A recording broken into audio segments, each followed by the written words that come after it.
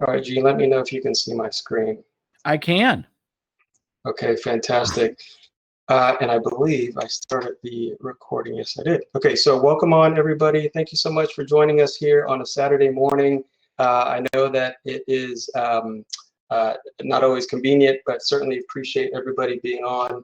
I am excited to have on with us someone who I consider to be a friend and mentor, Mr. Gene Trowbridge, who I'll introduce here in a moment.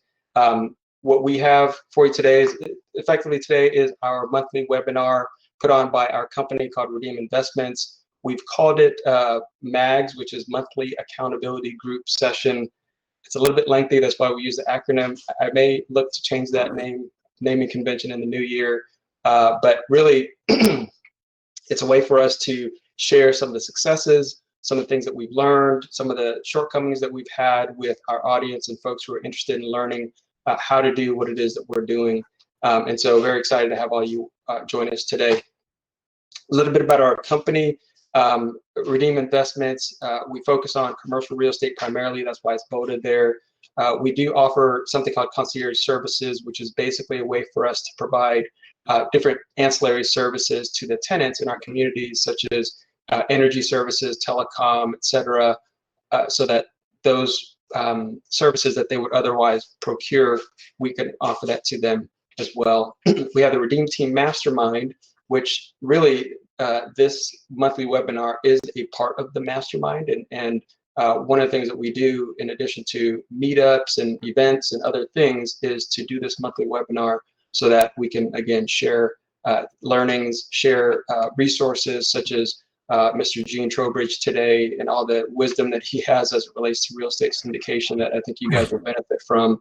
And then we also have Redeem Realty Solutions, which has been our residential arm, which we don't do too much there right now, but it's still sort of a part of our branded house, if you will. Within the commercial real estate space, we are looking to launch, and Gene, you and I have not had a chance to connect on this, an investment fund in this coming year that will enable us to hopefully grow and scale over the course of time as we identify deals to have available capital ready to deploy and have that gunpowder already lined up, dry powder, I should say. Wealth formula, so I talk about this, I won't touch on it too much, but really this is the main driver, I think, of why we do what we do, finding ways to make money, to keep money, and then to multiply that money through investments. It is really the wealth formula in its basic form, and something that we talk a lot about. I personally am not where I desire to be as of yet, as many people who join these calls are also aspiring to be at a different endpoint, but together, pulling together our resources and knowledge and experiences, we're able to move down the path of doing exactly that. Things that we offer as a company, the types of deals that we pursue are ones that would produce asymmetrical returns, low risk, high returns, and those are found simply by diligence in the types of deals that we're pursuing, looking for off-market deals, and then looking to return capital as quickly as possible where possible. The tax advantages that come with income producing assets like multifamily, where we can take advantage of some of the things that are available with cost segregation and bonus depreciation. Some of those things are really very beneficial. Concierge services, I mentioned, joint venture partnerships, that's really what the mastermind is all about. In addition to providing resources and other things for our members, really it's a way for us to joint venture or to partner together in the pursuit of acquiring larger multifamily deals, as opposed to us all independently looking for smaller deals that really are quite challenging to operate and would be better spent looking for larger deals where we can just partner together in order to acquire those deals. And then lastly, as I mentioned, education resources mentorship is another aspect of what we do and what we provide. So for those that are interested in that mastermind, what I'll say is that for those who are looking to learn more about our company, you can go to our website. If you're looking to invest with us, you can go to invest at redeeminvestments.com. And if those of you who are interested in joining the mastermind, you can go to our website and learn more about it there as well. And it is not for everybody. It is really for those who are looking to be a general partner or sponsor in syndication deals. Part of the reason why we've asked Gene to come on today to help us learn more about this is again, part of the value that I feel like we're delivering through this venue, through this format, so that people can continue to learn. Again, provides resources for everybody. We launched this in earlier this year. We are limiting the size, and so if you are interested, please reach out to me or go to the website and submit an inquiry there.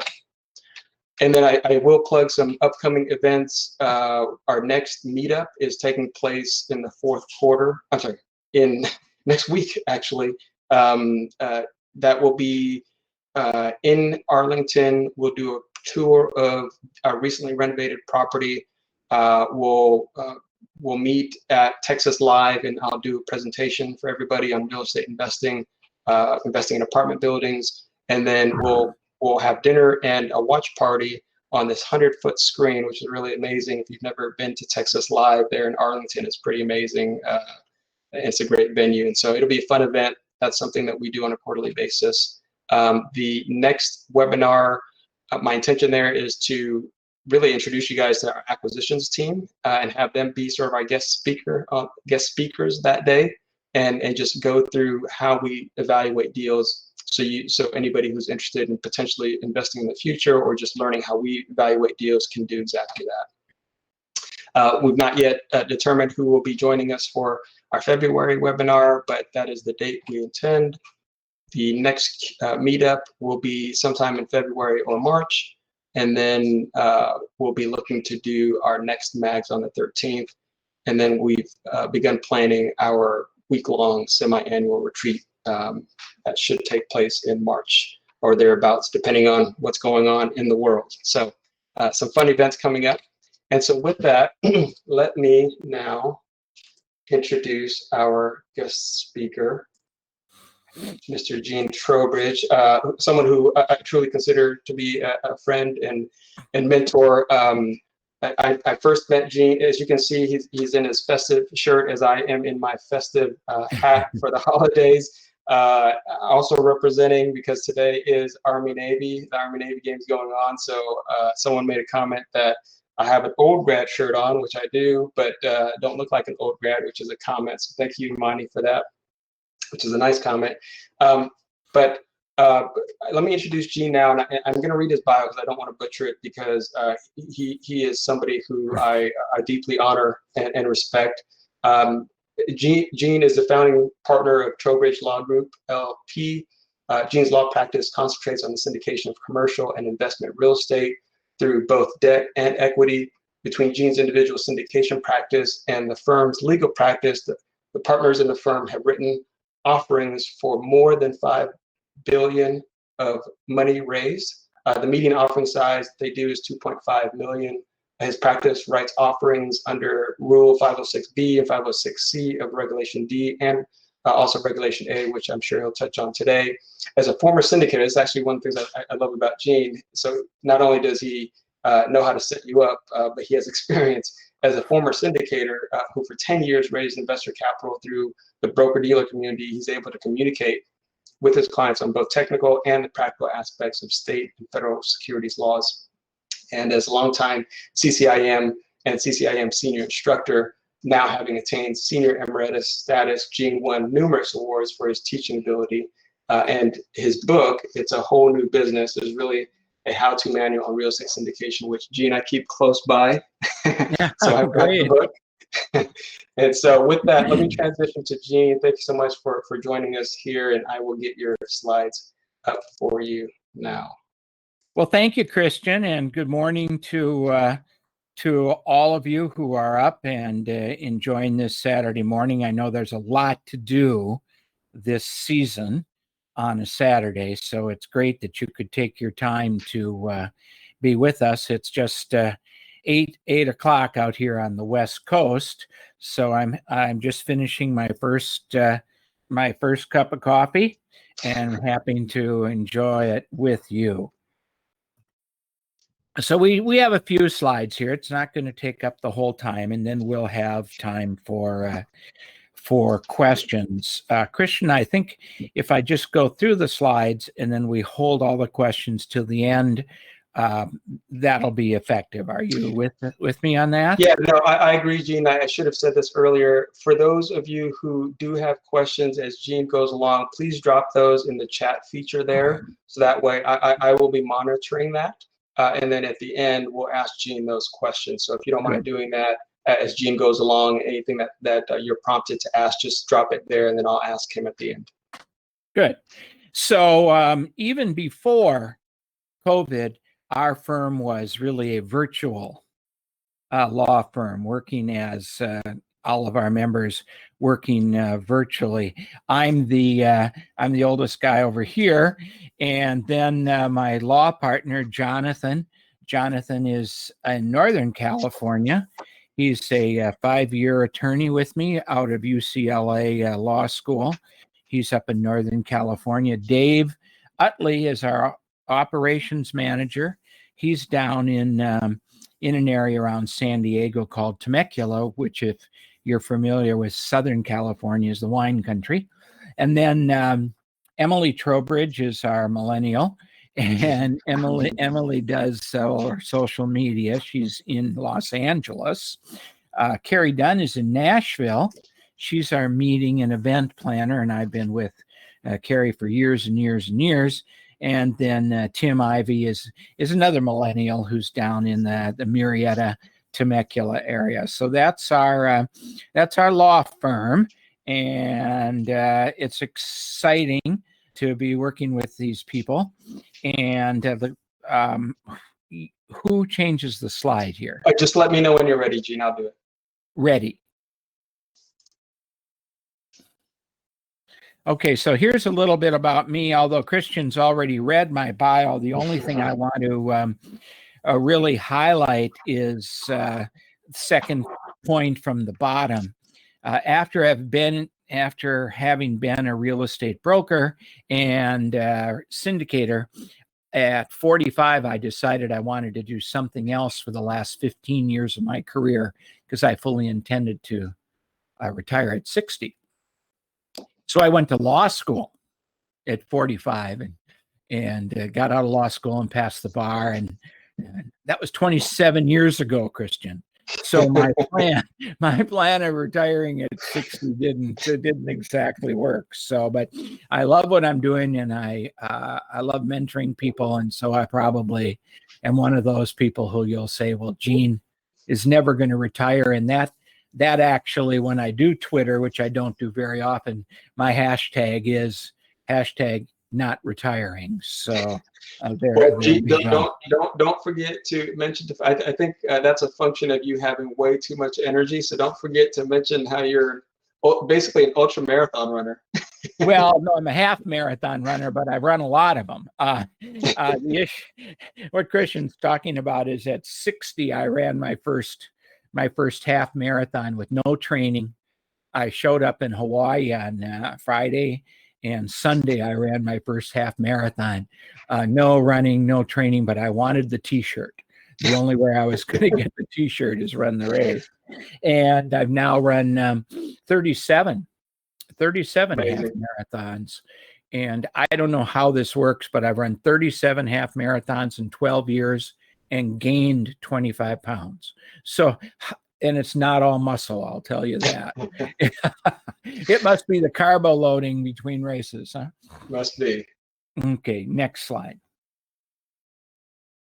All right, so here's how everyone starts. We want to buy something, maybe alone, or maybe with our spouse or our significant other. We want to buy a property. And so we know that we're supposed to protect our other assets. So we form a limited liability company, which is what everyone uses today, a limited liability company. And we become the only members in that limited liability company, and we go ahead and buy the property. Well, eventually we get to the point, next slide. Eventually we get to the point that we don't have enough money to buy the next property we want to buy by ourselves. And if you ask syndicators, how did you get started in this? They all say the same thing. I didn't have enough money to buy all the real estate I wanted to buy by myself, so I had to take in partners.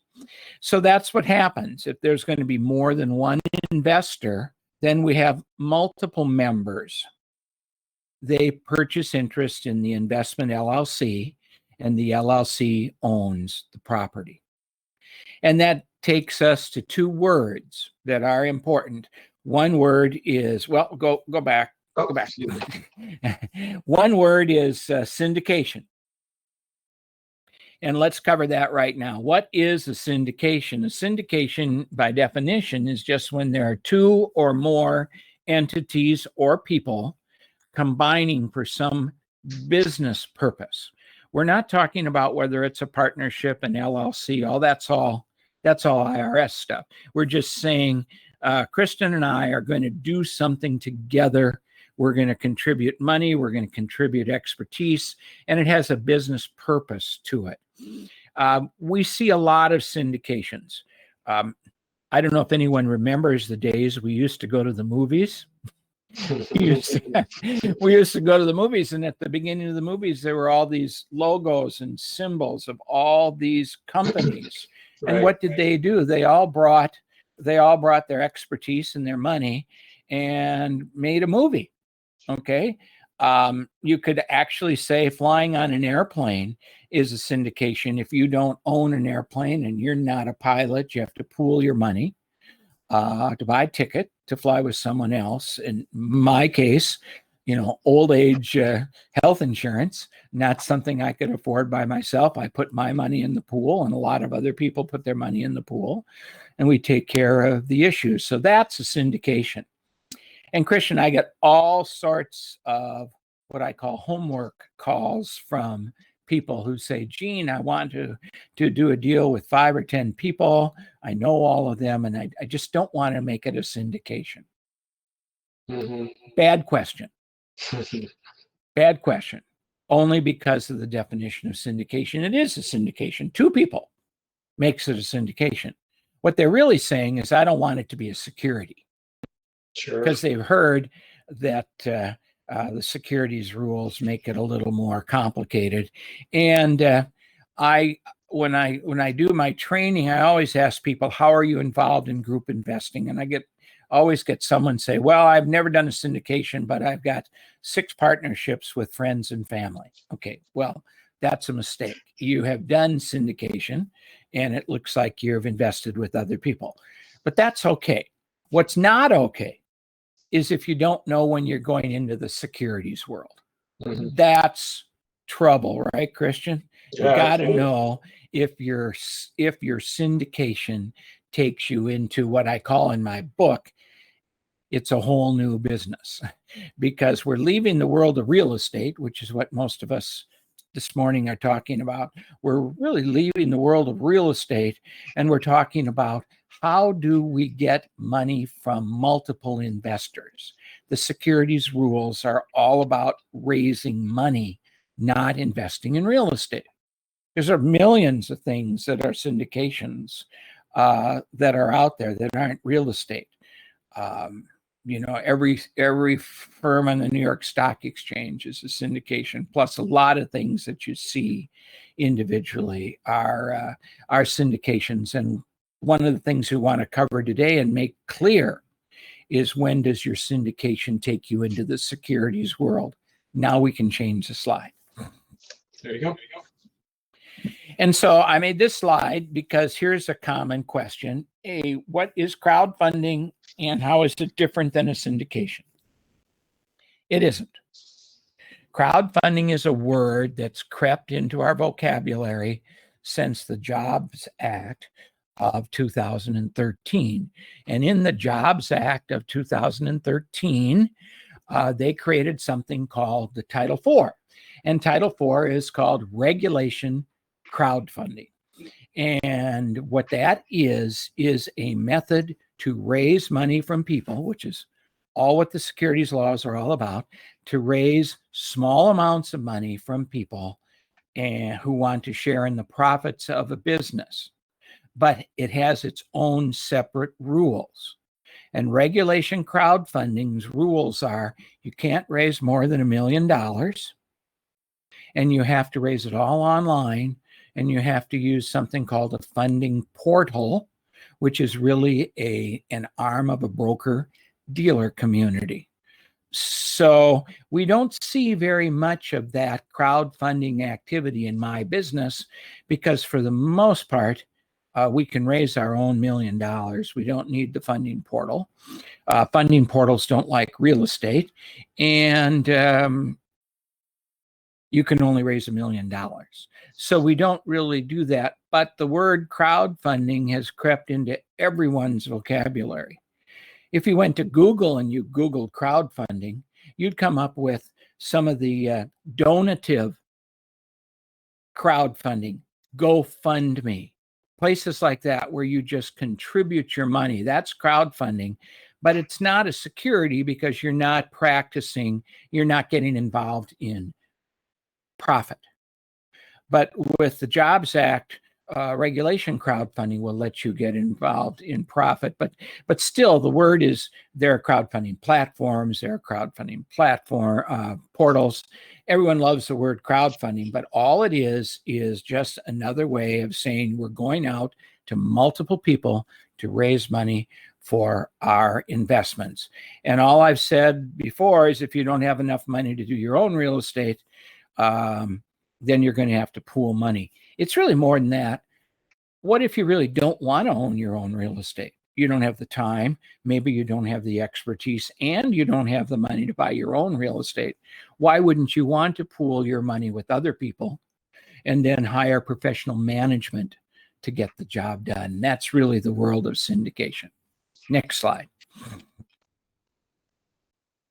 So if we have multiple people, my picture changes. We still have the members, and that's what they're called in an LLC. They're called members.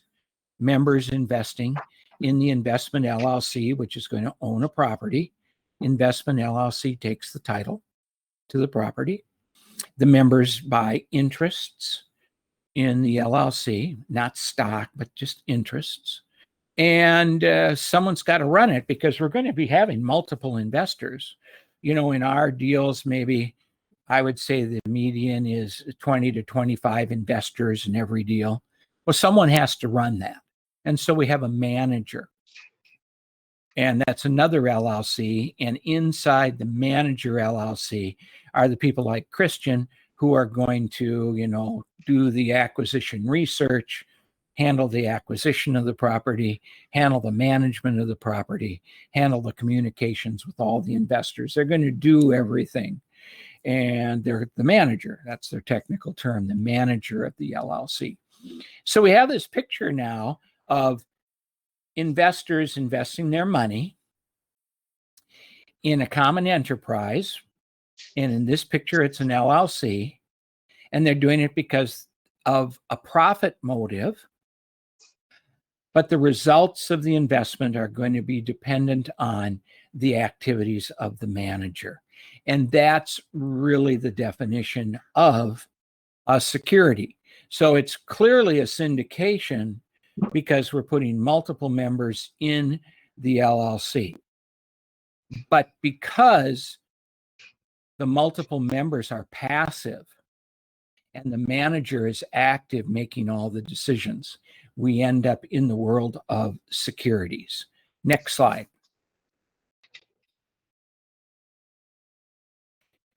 So way back in the early 1900s, 1933, the government thought that they should protect investors.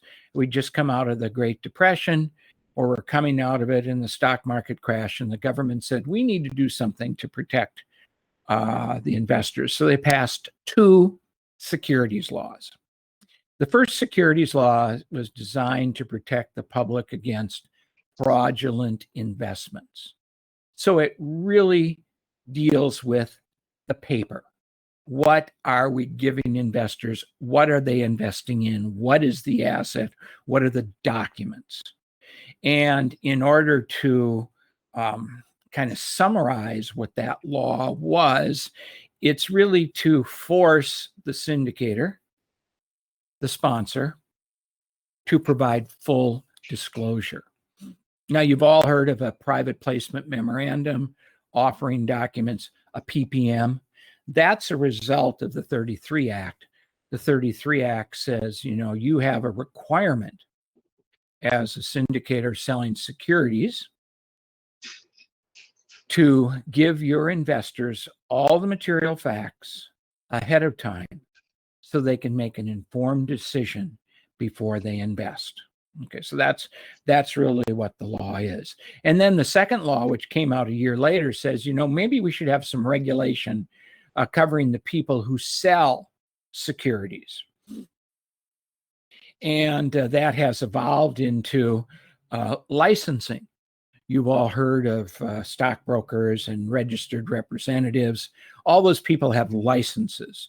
The SEC has formed something called FINRA, and FINRA issues licenses. In order to get a securities license to sell someone else's security, it's a lot of work, a lot of background checks, taking tests. You have to be knowledgeable. And so that's what that's about.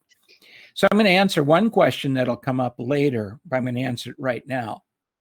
Gene, does this mean I need a securities license to sell my own interests in the LLC I've formed? And the answer to that is no. And the comparison is in the real estate business for sale by owner. In the real estate business, you can sell your own property, whether it's an apartment building, an office building, or your house, if you don't have a real estate license, but you can't sell anyone else's. So in the securities world, they have what's called the issuer exemption. The manager is the issuer of the interests in the LLC. As the issuer, the manager does not need a securities license. So for 999 out of 1,000, you will not need a security license to be in this business as long as you're doing your own deals. The minute you step out and try to raise money for someone else's deal, you need a securities license. Okay, so that's good. So really, we only have to worry about the one rule, which is to provide full disclosure. Next slide.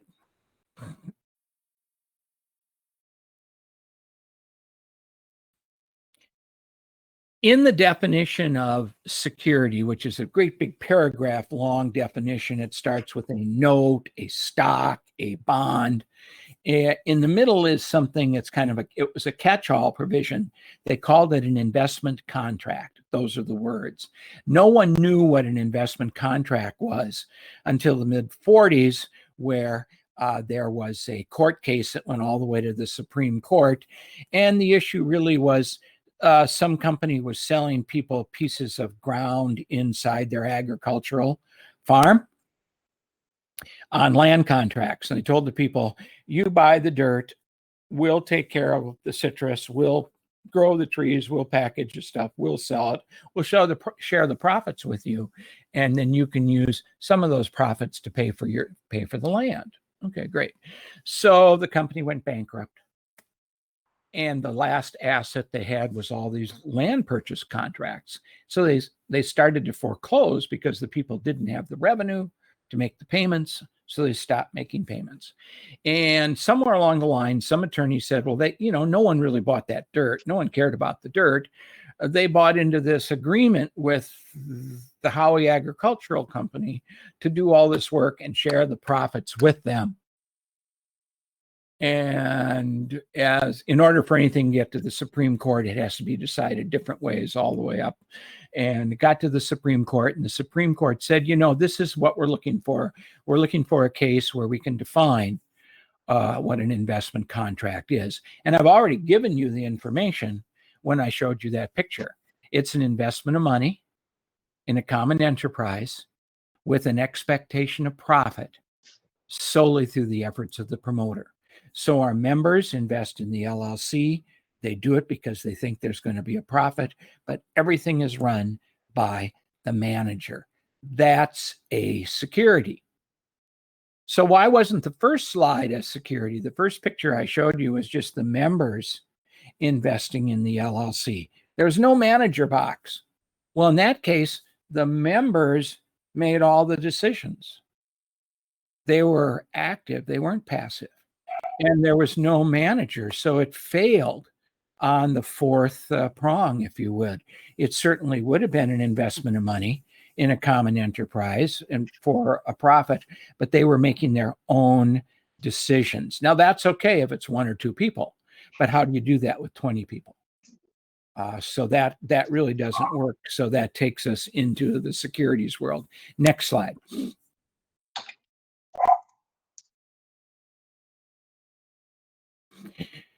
So the flow chart looks something like this. The first question is, Gene, I want to put some people together, but I don't want it to be a security. Okay. The way you can keep it from being a security is on the left-hand side of your screen, make it a member-managed LLC. And I'm not going to spend a lot of time on that, but I will tell you, in a member-managed LLC, every member gets an equal vote, and all decisions have to be unanimous. No one can be in charge of anyone else's money. If Christian and I put a deal together where I put up 90% of the money and he put up 10%, and it came to a time to sell, there would be two equal votes. Both of us would have to agree to sell. Now, sure, we make distributions according to our investment, but in order to preclude me from making a decision on Christian's money and me being in charge, the votes have to be equal and decisions have to be unanimous. So you can imagine how quickly, as numbers of investors grow, that's a problem. So we go over here and say, well, we're going to have enough members. We're going to need someone to make a decision. We're going to need someone who knows something about real estate, whose livelihood is real estate, who can find the property, manage the property, communicate with us, and that's the manager. So now we're in the world of a security. And to make a real long story short, what you need to do to be in this business, the easiest way is to do a security that's exempt from going to the SEC and get it registered, or going into a state and get it registered in that state. So toward the bottom of the graph on the right-hand side, I say there are large public offerings, small public offerings, and Regulation A. All those are areas where you have to go to the SEC, show them all your documents, show them all of your words, everything you're going to say, and then they're going to come back and tell you if those words are right and if you can raise money. Time consuming, expensive, doesn't really work in what most of us want to do. Then on the lower left-hand corner, there's something called the intrastate rule. Well, that keeps us out of the federal law, but only lets us raise money in one state.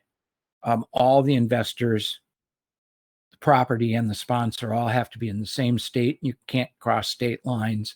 So basically what we do is we go into offerings that are exempt from the SEC registration, and you're going to be working in Regulation D. Regulation D was written way back in 1933 with the idea that there were rich and smart people who didn't need the protection of the federal government. So we can exempt those offerings from being examined and approved by the SEC. And that's where the business is today. Next slide. Okay.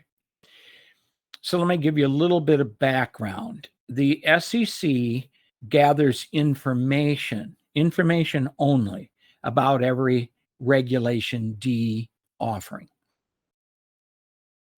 And the SEC in the last 12-month period that they reported their information and their statistics, there was $1.8 trillion raised in what they call private placements. That's money that's not raised on Wall Street.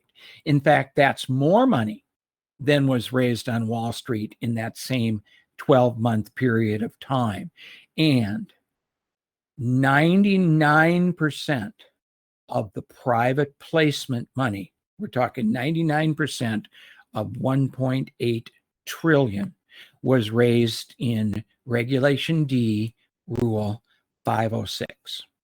So it sounds to me like that's where we're going to work. Regulation D, Rule 506. And that's where our business is.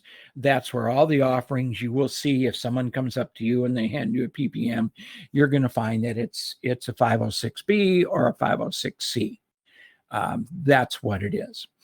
So that's a convenient place to do work. And so that's what our company does. We will do a Regulation A. Some of you on the East Coast might have heard of Grant Cardone. We've done Grant Cardone's Regulation A work and some other A offerings. That really allows someone like Grant to stand up in an audience of 10 or 12,000 people that he doesn't know and pitch his deal. The only reason he can do that is he's taken all of his language, all of his words, all of his pro formas to the SEC, and they've looked at it and they've approved it. And so now he can raise money from anyone. There's no real limits. He can raise from non-accredited and accredited investors. But that cost him probably $200,000 and took him 8 months to get that offering out there. So that isn't what we want to do. We want to stay right in Regulation D, Rule 506, B, and C. When I was raising money, there was only Rule 506. And it was what I show on this screen as 506B. And what I could do is I could raise as much money as I wanted. I forgot to mention that Regulation A is only a $50 million limit. But Regulation 506B, you can raise unlimited amounts of money. I've written offerings for over $150 million at one time in a 506B offering, and I've written offerings for $360,000 in a 506B offering. No limit on the amount of money raised.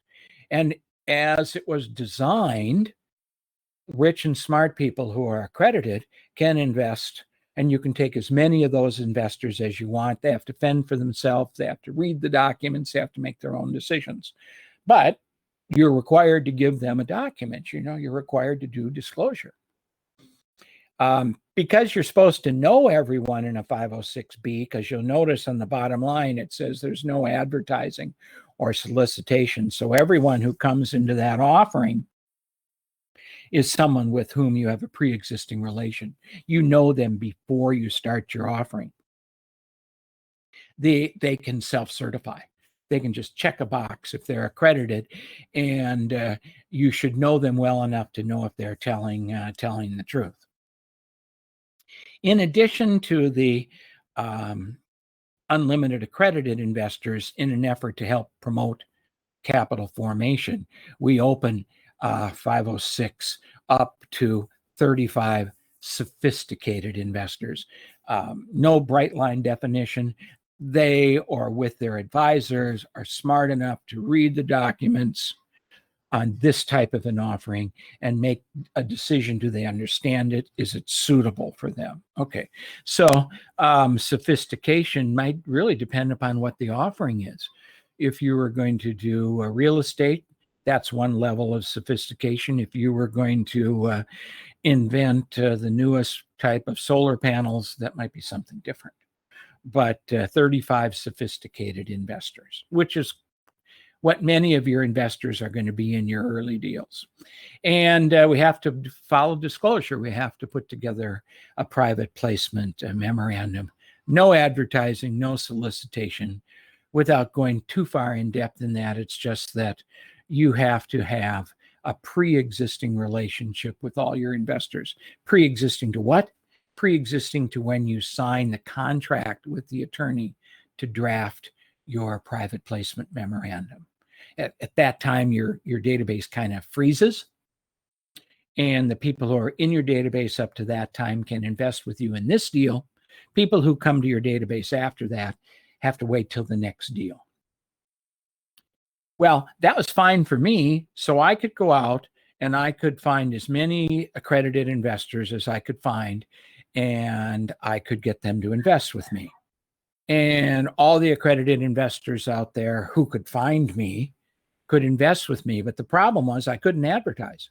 I couldn't find all the accredited investors. And there's a lot of accredited investors in the country. So in the Jobs Act, which came out in 2012 and was finalized in 2013, they split Regulation D, Rule 506, into two parts. They left the old part and called it B, and they created a new part and called it C.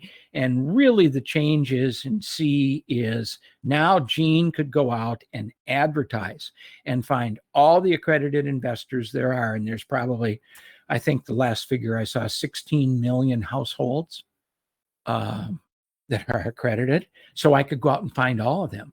And then all the accredited investors could go to my website and find me. Couldn't do that in 506. Can't do that in 506B.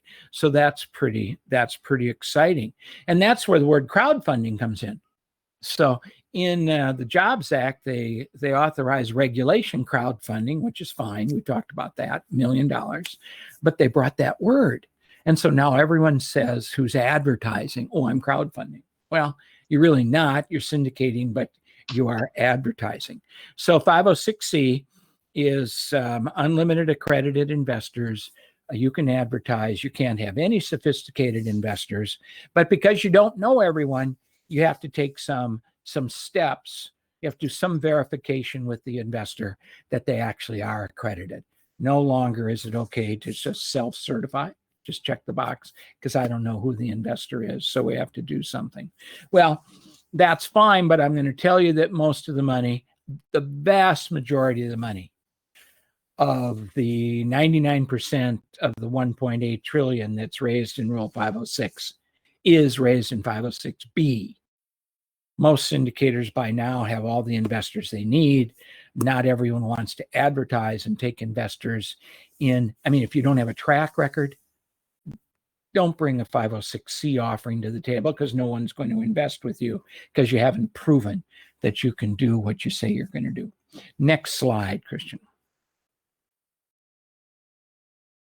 So you probably all know what an accredited investor is. It's someone who has a net worth of over $1 million, not counting their house, and someone who either makes $200,000 a year as an individual or $300,000 married filing jointly. It's just a dollar and cent number, just as clear as that.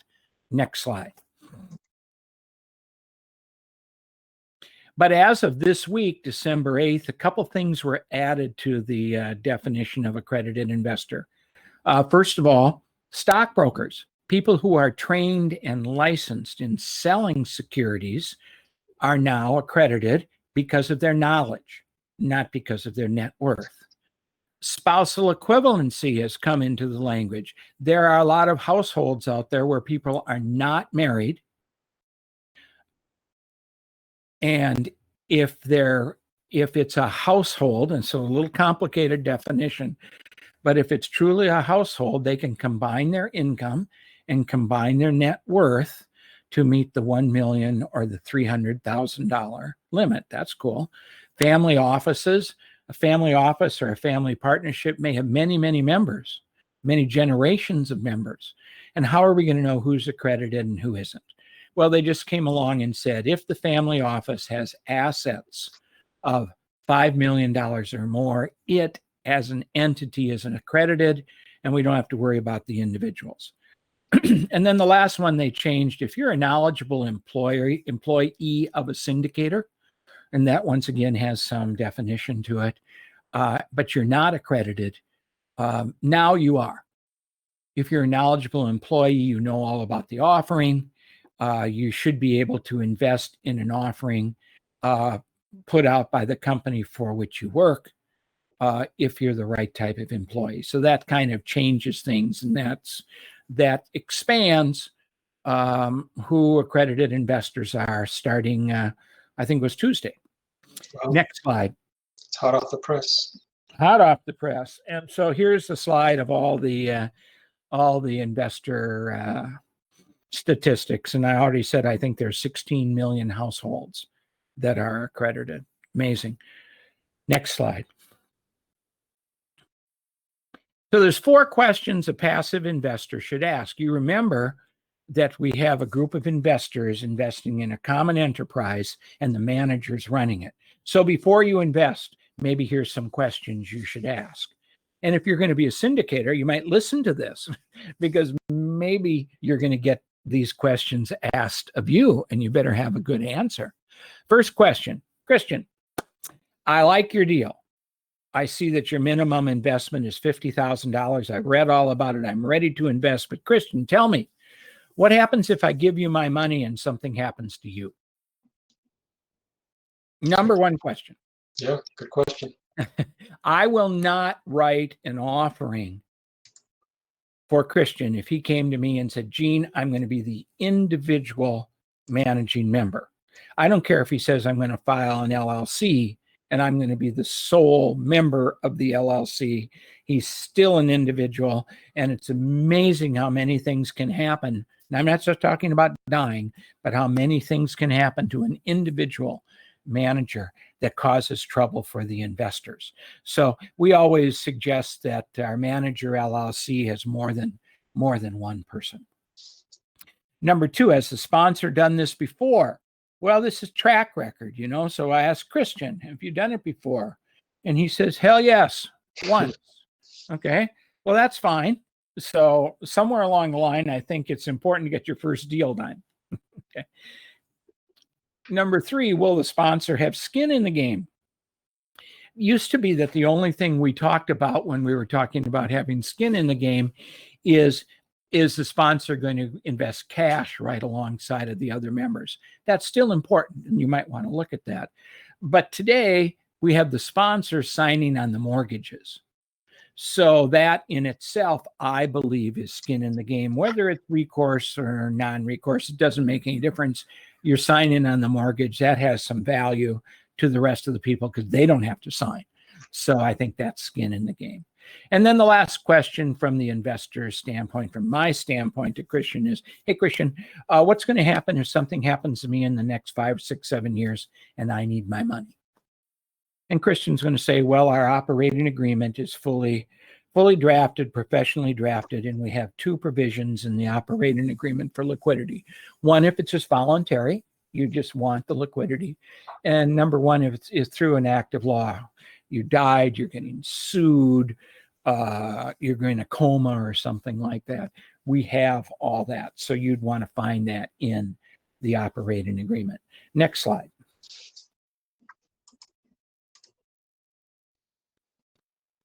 Last slide. There we go. Okay, so now I think we've left about 15 minutes for questions.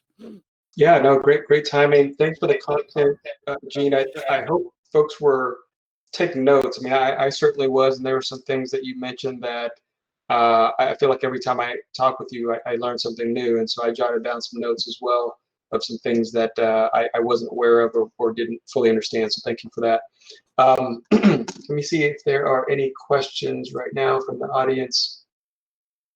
I think you addressed the difference between syndication and crowdfunding, whether someone needs a license. Question I did have as well. So I know this has come up because I think, as you know, Gene, as I've mentioned, we're in the process now of moving down the path of launching an investment fund. And some of the things that I've learned seem to indicate that the sponsor, GP, is able to charge a performance fee / promote, but if they're not licensed, then a management fee could not be charged. But I don't know if that's entirely accurate. Do you know the answer to that? Okay, I think that you're absolutely right. Almost in every deal we do, there's something set aside for the manager to compensate the manager for the work they do, and it's basically performance based. I mean, I wouldn't invest in a deal where the manager has said, I'll just work for free. I do know that if I'm not confident in my ability to raise money, that might be a good argument. You invest with me, I'll do this for free. Right. Well, I don't want to. I don't want you to do that. So yes, of course we do that. The thing about management, I think the issue is property management. There are many, many states where in order to be a property manager and collect a property management fee, you have to be a licensee, a real estate licensee in that state.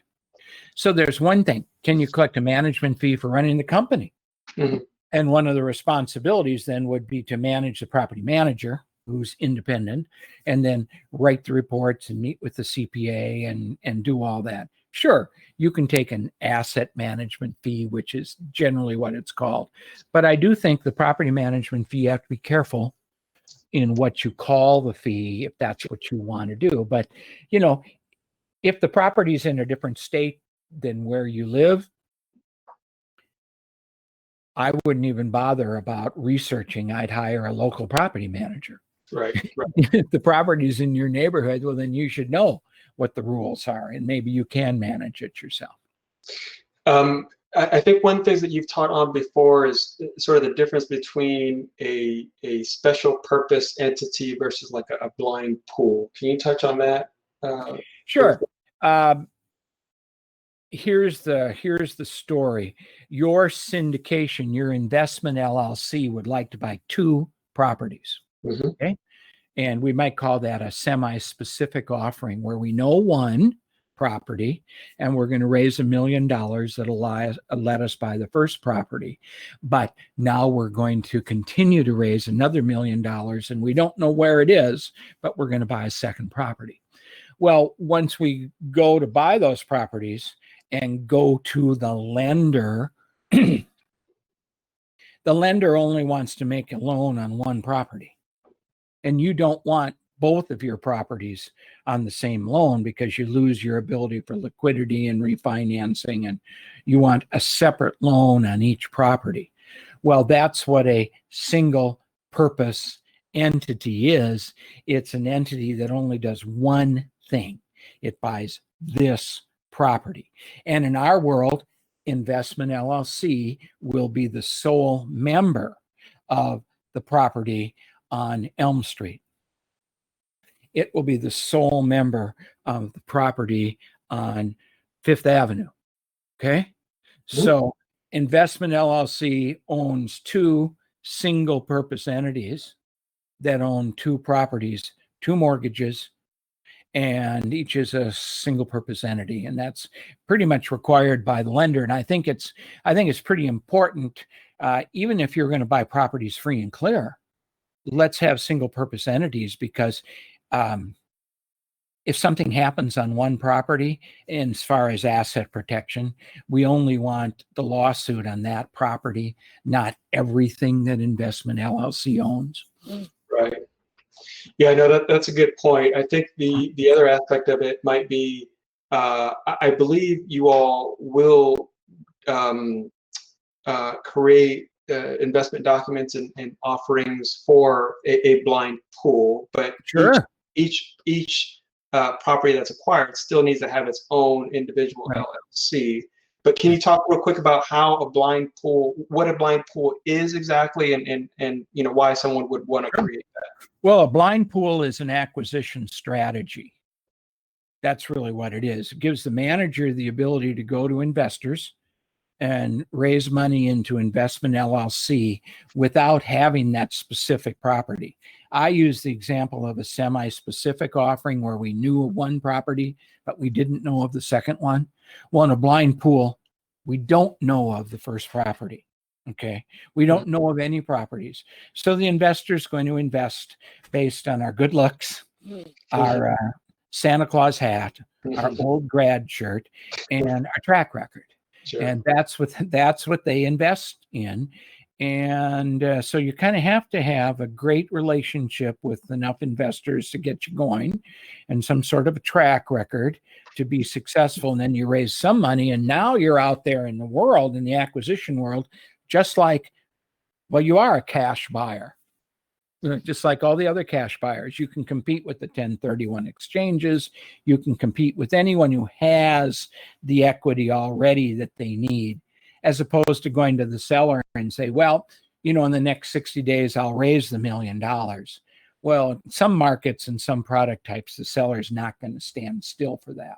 Sure. So a blind pool gives you the ability to have the money first and then go out there and negotiate and get yourself a good deal. Got it. And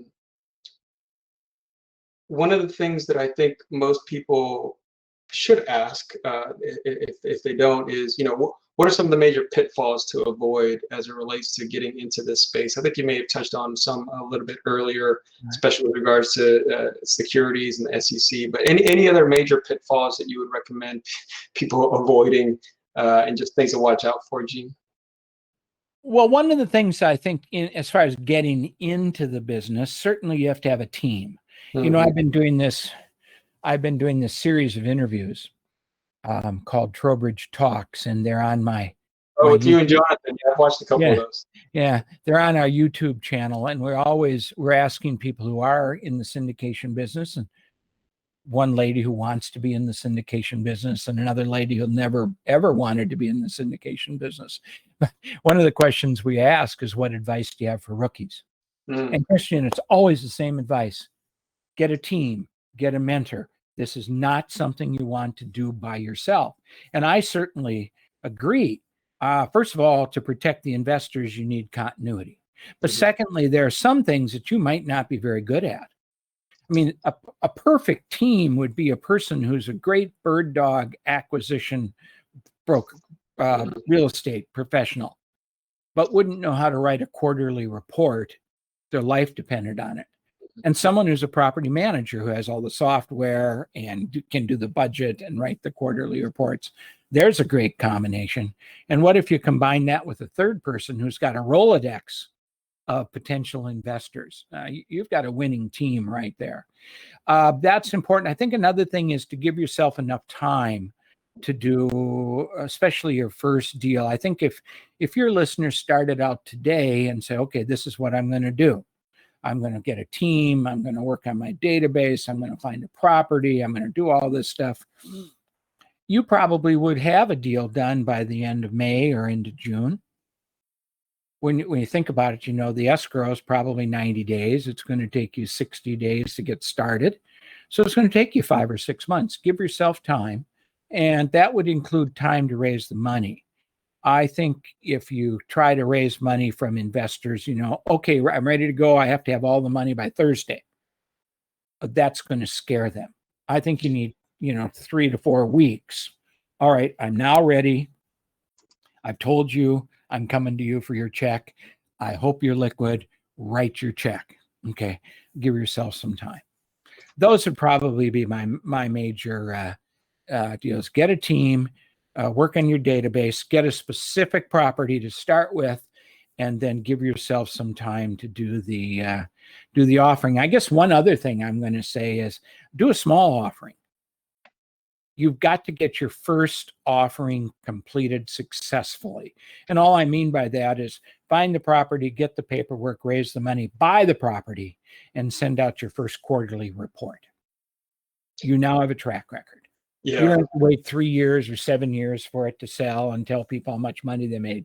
You just need to show people you can do the process. So, know where your money is going to come from, just in case. Let's say you need $600,000 to close and you're a week before closing and you've only raised $400,000. Where are you getting the next $200,000? You've got to know that. Or you give everyone their money back and you're in trouble. Yeah. There you go. Okay, well, we're at the end of our time, Gene. I just want to say thank you so much. I know that our audience benefits from the knowledge and expertise that you just shared.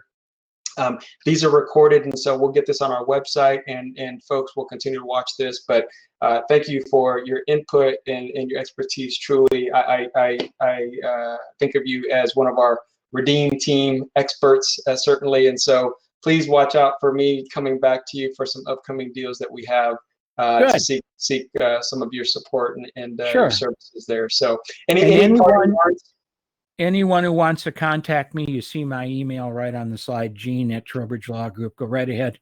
You don't need to make an appointment or anything, and consultation's free. You beat me to it. I was going to ask how folks can get a hold of you, so thank you for that. All right, so the last thing that I'll say is that at the end of these sessions, we close out, and then members of the mastermind, we do sort of a members only session afterwards to sort of debrief and talk about the learnings and deals that we're working on. So that's what we're going to do now. And so thank you, Gene, again. Have a great holiday season, and I wish you the very best. Stay healthy, and I'll talk to you soon. Same to you. Merry Christmas. Bye. Merry Christmas. Thanks, sir. God bless. Bye-bye.